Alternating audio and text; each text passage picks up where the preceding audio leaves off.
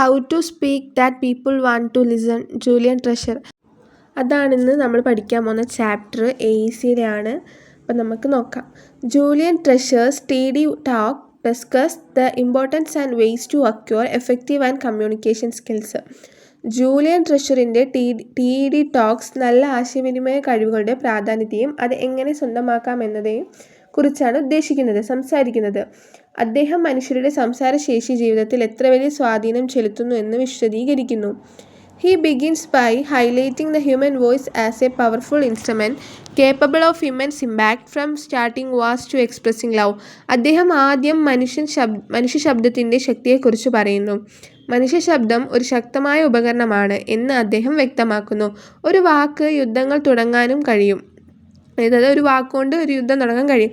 അതേസമയം സ്നേഹം പ്രകടിപ്പിക്കാനും കഴിയും. അതായത് വാക്കുകൾക്ക് നല്ലതും മോശവുമായ വലിയ സ്വാധീനമുണ്ടെന്നാണ് പറയുന്നത്. Despite this power, many people find themselves unheard due to lacking communication skill. ഇത്ര ശക്തിയുള്ള ശബ്ദമുണ്ടായിട്ടും പലർക്കും മറ്റുള്ളവർക്ക് തങ്ങളെ കേൾക്കുന്നില്ല എന്ന അനുഭവമുണ്ട്. അതിൻ്റെ പ്രധാന കാരണം നല്ല ആശയവിനിമയ കഴിവുകളുടെ അഭാവമാണ് എന്ന് പറയണം. എങ്ങനെ പറയണം എന്നറിയാത്തത് ആളുകളെ അവഗണിക്കപ്പെടുന്നവരാക്കുന്നു. He identifies 7 deadly signs of speaking, which are habits that hinder effective communication. ശേഷം അദ്ദേഹം സംസാരത്തിലെ 7 അപകടകരമായ പിഴവുകൾ പരിചയപ്പെടുത്തുന്നു. ഇവ നല്ല ആശയവിനിമയത്തെ തടസ്സപ്പെടുത്തുന്ന മോശം ശീലങ്ങളാണ്. ഇത്തരം ശീലങ്ങൾ ഉള്ളപ്പോൾ ആളുകൾ നമ്മെ ശ്രദ്ധിച്ചു കേൾക്കാൻ താല്പര്യം കാണിക്കില്ല.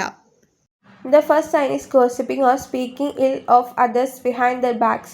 ആദ്യത്തെ പിഴവ് ഗോസിപ്പ് ചെയ്യുന്നതാണ്. അത് മറ്റുള്ളവരെ അവരുടെ പിൻവശത്ത് നിന്ന് കുറ്റം പറയുകയോ മോശമായി സംസാരിക്കുകയോ ചെയ്യുന്നതാണ്.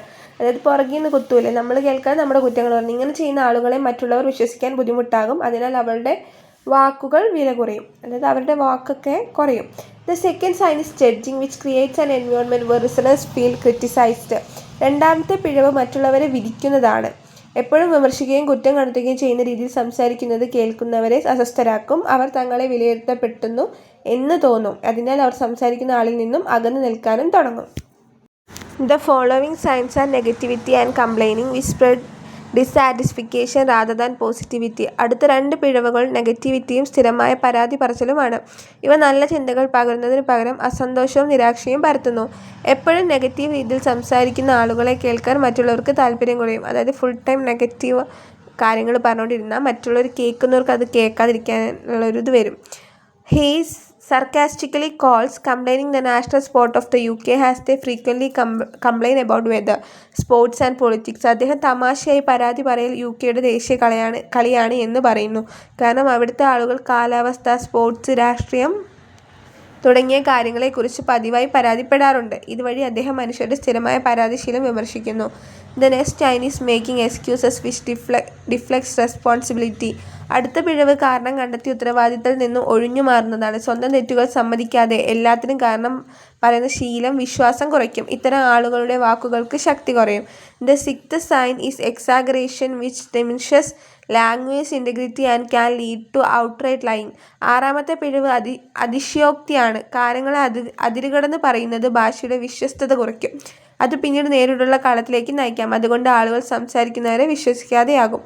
Finally, the 7th sign is dogmatism, which combines opinions with facts and aligns interests. അവസാനത്തെ പിഴവ് കടുത്ത അഭിപ്രായപ്പിടുത്തമാണ്. സ്വന്തം അഭിപ്രായങ്ങളെ സത്യമായി അവതരിപ്പിക്കുന്ന ശീലമാണിത്. മറ്റുള്ളവരെ അഭിപ്രായങ്ങൾ അംഗീകരിക്കാതിരിക്കുകയും കേൾക്കുന്നവരെ അകറ്റും. ഇത് നല്ല ആശയവിനിമയത്തിന് വലിയ തടസ്സമാണ്. Having outlined these habits to avoid Trashar introduced 4 positive foundations for powerful speech encapsulated by the acronym HAIL. ഇങ്ങനെ ഒഴിവാക്കേണ്ട മോശം സംസാരശീലങ്ങളെ വിശദീകരിച്ച ശേഷം ജൂലിയൻ ട്രഷർ നല്ല ആശയവിനിമയത്തിനുള്ള 4 പ്രധാന അടിസ്ഥാനങ്ങൾ അവതരിപ്പിക്കുന്നു. അവയിൽ അദ്ദേഹം ഹൈൽ എന്ന ചുരുക്കപ്പേരും പറയുന്നു. ശക്തമായും മനോഹരമായും സംസാരിക്കാൻ ഈ 4 ഗുണങ്ങൾ അനിവാര്യമാണെന്ന് അദ്ദേഹം പറയുന്നു. Honesty, authenticity, integrity and love. Hail എന്നതിലെ ഓരോ അക്ഷരത്തിനും ഓരോ ഗുണമുണ്ട്. H ഹോണസ്റ്റി സത്യസന്ധത, A ഒതൻറ്റിസിറ്റി യഥാർത്ഥ സ്വഭാവം, I ഇൻറ്റഗ്രിറ്റി നൈതികത വിശ്വസ്തത, L ലവ് സ്നേഹം കരുതൽ. ഈ 4 ഗുണങ്ങളാണ് നല്ല സംസാരത്തിൻ്റെ അടിസ്ഥാനം. Honesty involve speaking truthfully and clearly. Honesty എന്നത് സത്യം വ്യക്തമായി പറയുന്നതാണ്. കള്ളമോ മറച്ചുവെക്കലോ ഇല്ലാതെ തുറന്ന മനസ്സോടെ സംസാരിക്കണം. അങ്ങനെ സംസാരിക്കുമ്പോൾ ആളുകൾ നമ്മെ കൂടുതൽ വിശ്വസിക്കും. While authenticity emphasize being genuine to oneself. Authenticity എന്നത് സ്വന്തം യഥാർത്ഥ സ്വഭാവത്തിൽ നിൽക്കുന്നതാണ്. നാടകീയതയില്ലാതെ സ്വാഭാവികമായി സംസാരിക്കണം. മറ്റുള്ളവരെ അനുകരിക്കാതെ സ്വന്തം വ്യക്തിത്വം നിലനിർത്തുന്നതിനാണ് ഇതിൻ്റെ അർത്ഥം. Integrity is about aligning words with actions to build trust. Integrity എന്നത് പറയുന്ന വാക്കുകളും ചെയ്യുന്ന പ്രവൃത്തികളും തമ്മിൽ ഒത്തുപോകുന്നതാണ്. വാക്കുകൾക്ക് മാത്രമല്ല, പ്രവൃത്തികളിലും സത്യസന്ധത വേണം. ഇത് മറ്റുള്ളവരിൽ വിശ്വാസം സൃഷ്ടിക്കുന്നു. And love refers to wishing others well, ensuring communication is tempered with kindness and understanding. Love എന്നത് മറ്റുള്ളവരുടെ നന്മ ആഗ്രഹിക്കുന്ന മനോഭാവമാണ്. സംസാരത്തിൽ കരുണയും മനസ്സിലാക്കലും ഉണ്ടാകണം. സ്നേഹത്തോടെ സംസാരിക്കുമ്പോൾ ആളുകൾക്ക് സുരക്ഷിതത്വവും സന്തോഷവും അനുഭവപ്പെടും. അതായത് ഇപ്പോൾ ഭയങ്കര ഡിപ്രസ്ഡ് ആയിട്ടുള്ള ഒരാളുടെ അടുത്ത് പോയിട്ട് നമ്മൾ ഭയങ്കര ഇതായി സംസാരിച്ചാൽ അവർക്ക് ഭയങ്കര ഇതാവും. ആ സമയത്ത് നമ്മൾ സ്നേഹത്തോടെ സംസാരിച്ചാൽ അവർക്ക് ഭയങ്കര ഒരു റിലീഫ് ആയിരിക്കും.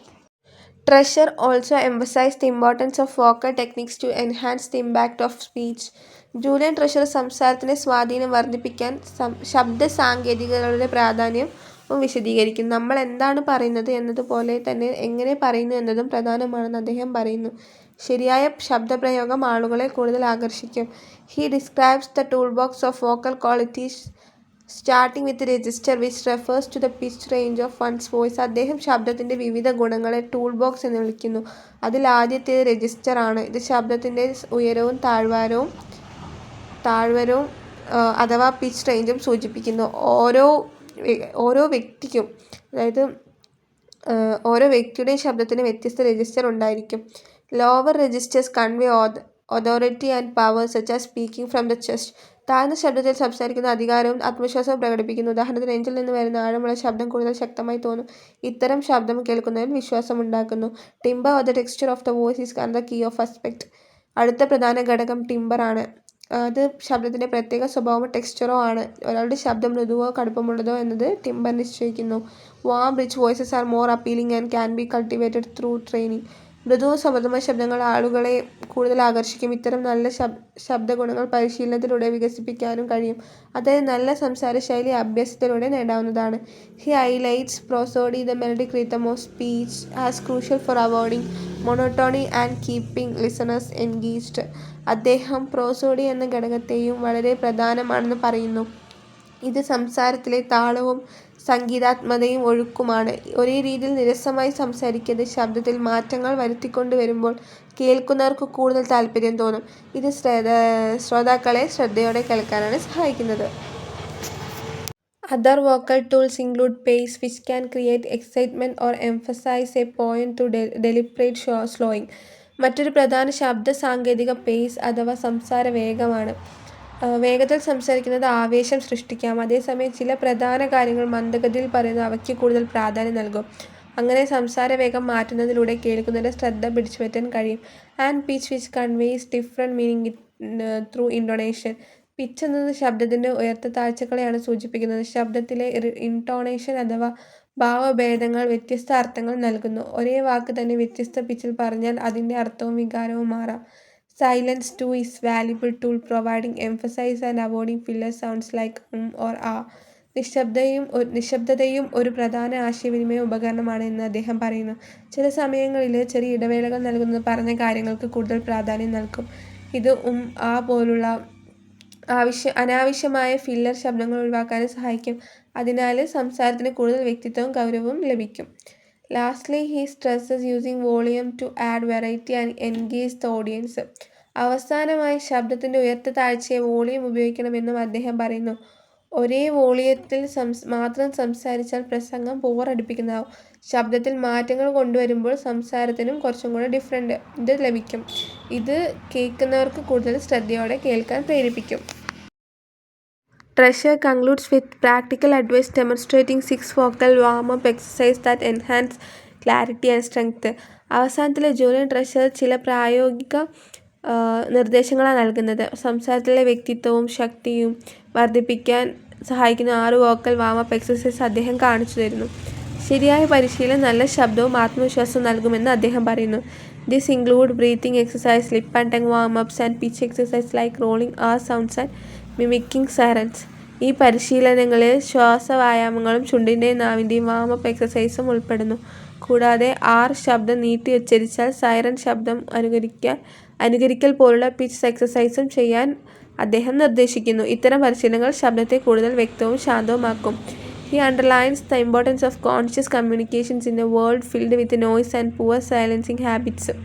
ഇത് ശബ്ദകോലാഹലവും മോശം കേൾവിപ്പഴക്കവും നിറഞ്ഞ ലോകത്തിൽ ബോധപൂർവമായ ആശയവിനിമയം വളരെ പ്രധാനമാണെന്ന് അദ്ദേഹം പറയുന്നു. ആളുകൾ ശരിയായി കേൾക്കാത്ത ഒരു സമൂഹത്തിൽ ശ്രദ്ധയോടെ സംസാരിക്കുകയും കേൾക്കുകയും ചെയ്യേണ്ടത് അനിവാര്യമാണ്. Treasure envisions a world of greater understanding and meaningful connection by speaking with intention and cultivating environments conducive to listening. ഉദ്ദേശ്യബോധത്തോടെ സംസാരിക്കുകയും കേൾവിക്ക് അനുയോജ്യമായ അന്തരീക്ഷം സൃഷ്ടിക്കുകയും ചെയ്താൽ കൂടുതൽ മനസ്സിലാക്കലും നല്ല ബന്ധങ്ങളുമുള്ള ഒരു ലോകം സൃഷ്ടിക്കാനാകുമെന്ന് അദ്ദേഹം വിശ്വസിക്കുന്നു. ശരിയായ ആശയവിനിമയം മനുഷ്യരെ തമ്മിൽ കൂടുതൽ അടുത്ത് കൊണ്ടുവരുമെന്നും ഈ ആശയത്തിലൂടെ അദ്ദേഹം പറയുന്നു. ഇത് ജൂലിയൻ ട്രഷറിൻ്റെ ഒരു ടോക്കാണ്. How to speak people want to listen. അങ്ങനെ ഉള്ളത് നമുക്ക് ഈസിയുള്ളതാണ്. അപ്പം ഇന്നത്തെ ക്ലാസ് എല്ലാവർക്കും മനസ്സിലായെന്ന് വിചാരിക്കുന്നു. മനസ്സിലായി കഴിഞ്ഞാൽ ചാനൽ സബ്സ്ക്രൈബ് ചെയ്ത് സപ്പോർട്ട് ചെയ്യാൻ ആരും മറക്കല്ലേ.